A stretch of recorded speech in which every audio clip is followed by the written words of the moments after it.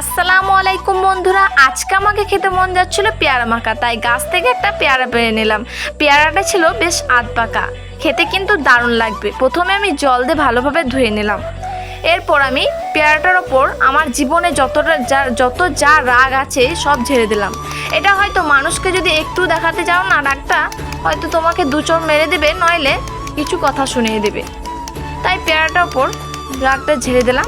এরপর আমি এখানে দিয়েছিলাম লঙ্কার গুঁড়ো, জিরে গুঁড়ো আর শুকনো লঙ্কা ভাজা, সর্ষের তেল দিয়ে একটা মশলা বানিয়েছিলাম, এটা ওর ওপর দিয়ে দিলাম পেয়ারাটার ওপর।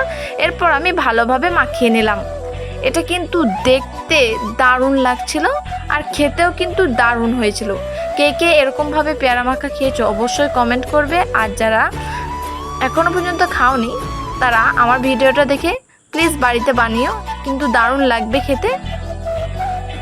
তো বাই, আজকের মতো টাটা।